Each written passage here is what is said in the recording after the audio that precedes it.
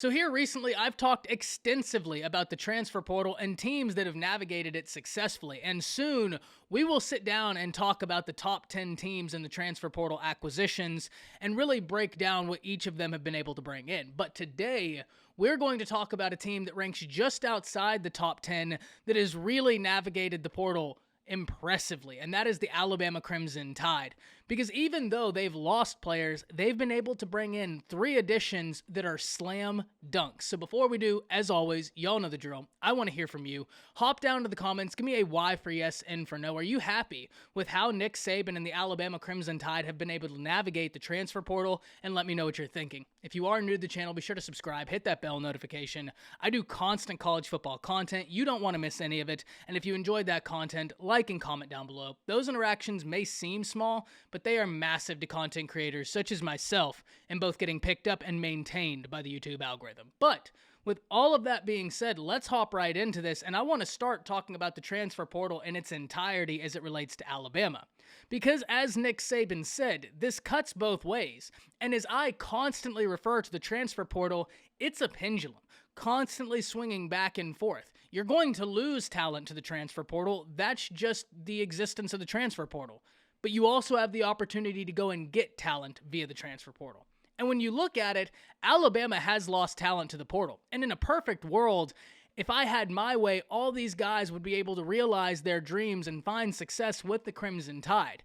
But at the end of the day, there's only so many positions, and I wish every single individual that enters the transfer portal all the best in being able to realize their dreams on the football field. That would make me incredibly happy. But who have the Crimson Tide brought in? And really, it has been slam dunk after slam dunk after slam dunk. And we'll start on defense with Elirix out of LSU.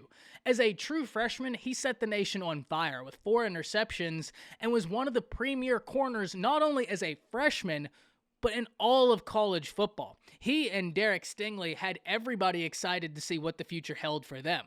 Fast forward to this year, and Ricks dealt with injuries that kept him sidelined for much of the year, but make no mistake, this is still one of the most talented football players in all of the nation. Standing 6'2", he's got the size and frame you love out of cornerbacks, and what's so intriguing is Alabama nabbed the #1 corner in the nation in Kool-Aid McKinstry, and now they get to pair him with the #1 corner in the nation from the class before in Elirix. I can't wait to see how that cornerback duo ends up, especially with Jordan Battle and DeMarco Helms on the back end and bringing back that experience. Oh, I am so excited to see what Elirix does in a Crimson Tide uniform. But if we go over to the offensive side of the ball, the Crimson Tide hit slam dunks there. Because before we completely make that transition, I am so sorry, Elirix ranked as the #1 cornerback in the transfer portal. And when we go over to the offensive side of the ball, the Crimson Tide got a running back and a wide receiver who, spoiler alert, ranked as the #1 wide receiver available in the portal and the #1 running back available in the portal. And we'll start with the wide receiver, Burton, out of Georgia. Now, Burton is a talented individual, and in fact, when we look at Georgia's wide receiver stats out of last year, if we take away tight ends and only focus on receivers, he was Georgia's leading receiver, with Pickens being hurt. However, so much of Georgia's offense runs through running backs and tight ends that Burton had to look at the situation and realize he's very unlikely to see a first-round grade with the Dogs. We've seen very talented wide receivers go from Georgia to the league, so they can put guys into the league, but he's looking at a situation where a former transfer in Jamison Williams went from Ohio State to Alabama and is now a first-round lock, and you saw the numbers he put up.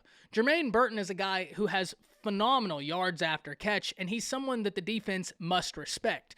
But when you pair his experience with the youth Alabama has at wide receiver, that's where I think we could start to see a really solid move.